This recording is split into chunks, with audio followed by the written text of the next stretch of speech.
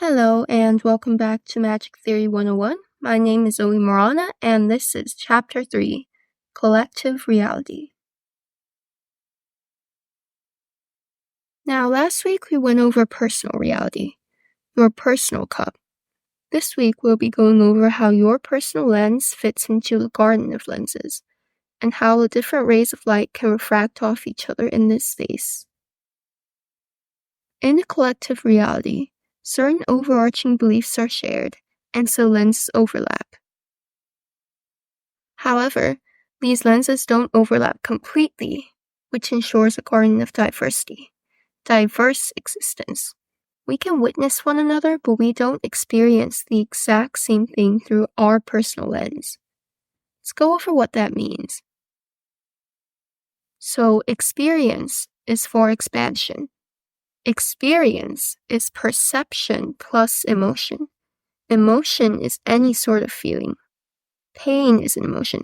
Happiness and disappointment and anger are emotions. Desire and creative urge are emotions. Simply put, an emotion is felt. Witnessing something is not the same as experiencing it. For example, say you met a stranger who told you their grandma recently died. Chances are you will witness this loss. You will see it as existing, but do you experience this loss? Do you feel what this stranger is feeling? Due to your different belief systems, probably not. The stranger lives in a system where their grandma is important to them and are a great personal loss. You do not share the same beliefs about their grandma for yourself.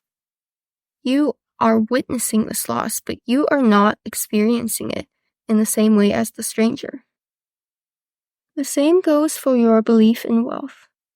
You might hold a belief of lack, such as, I will always be poor and always be poor, but you might still see wealthy people as existing in the world.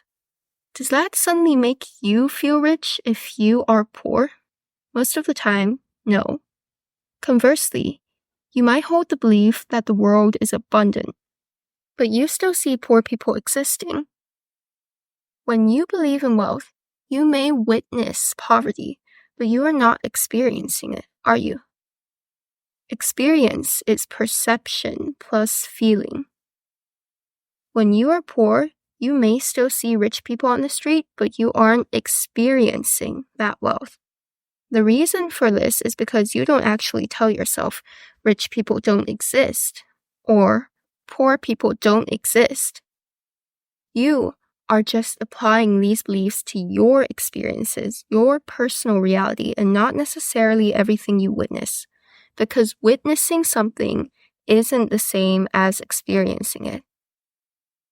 You might witness violence on TV, but does this mean you're experiencing it? Not necessarily. So, in your personal reality, you experience according to your beliefs. Belief creates perception is the basic structure of existence. However, what is the purpose of existence? Expansion. Though existence follows the general composition of consciousness filtered through belief, all existence is for expansion. This is important. Beliefs are meant to change. Existence is meant to evolve for continuous expansion. Your beliefs are meant to constantly realign and reassemble themselves along this explorative course. You could affirm to yourself to hold the belief that you would never reach your desires. You could believe that you will never be able to change, but why would you do that? You are basically attempting to believe that you will not expand when existence is for expansion. The basic structure of existence is consciousness given form by belief, but the purpose of existence is expanding that consciousness through experience. Here we come into the pushes and pulls of reality. One of the pulls of reality is desire. Pushes are problems, discomforts, sometimes illnesses. All are forces toward expansion. Everything is for expansion, evolution. In existence, you will constantly be guided in the most expansive direction according to this flow. So why would you tell yourself not to go toward your desires when they are leading toward expansion? Beliefs will constantly change and sometimes be broken apart. Existence constantly changes. Within the scope of consciousness, reality is structured in a way where everything has an expansive purpose. So desire has a purpose to lead you in an expansive direction. Illness has a purpose. It is a push. It tends to point out a problem or cycle you out of a previous structure. A collective existence is a collaborative existence. By witnessing other existences overlapping but not identical with yours, you see things that are just outside of your cup. Just because you don't believe in ghosts doesn't mean you don't hear people talking about ghosts, because your belief wasn't that nobody believed in ghosts. Does this make sense?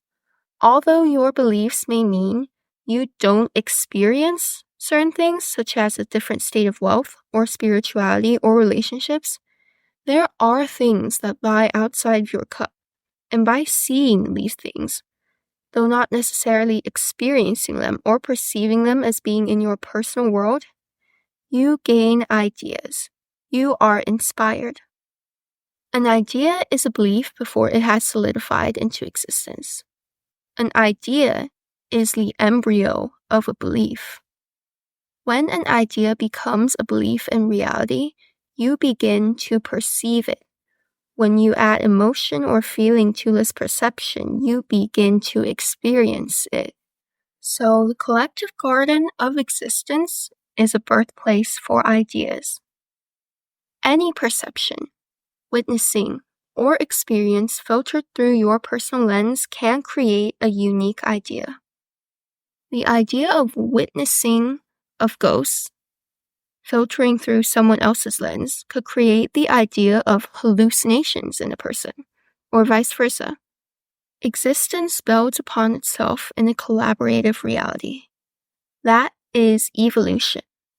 An excellent example of this is art that is inspired by other pieces of art, or technology building upon older pieces of technology, like how the smartphone followed the flip phone. You could believe that ghosts don't exist, but this doesn't mean that you're unable to perceive any idea of ghosts, right? You can still see ghosts on TV, hear people talk about them, see them in literature and artworks. Ghosts may exist in some form in collective reality, just not against your belief system in your personal reality. A collaborative existence is highly encouraging for exploration. It works in unison to evolve existence and create new ideas and therefore beliefs. Exploration is necessary for expansion because belief systems change. This witnessing can be the spark for change. It can be a push or a pull, a discomfort or an inspiration. Collective reality spawns many unique ideas from personal lenses. Remember that in the end, all of this is for expansion of consciousness. Expansion is the one overarching desire and purpose of everything. Next week, we'll be going over how to consciously create and unknit your belief structure, which I call basic magic, the simplest magic of existence. This was Magic Theory 101, Chapter 3, Collective Reality. I'm Zoe Morana, your host and author. Let me know your questions in any way. Email, message down below in the Q&A. I loved this episode. See you next week.